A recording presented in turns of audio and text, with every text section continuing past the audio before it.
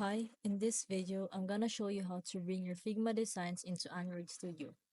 So first things first, you're gonna have to click and search Figma in your Google search engine. And then you're going to click on the first link that pops up right here. And then once you enter the Figma dashboard, so from here, you're going to select your UI components, buttons, icons, or images, then go to the right panel and set them to export as PNG.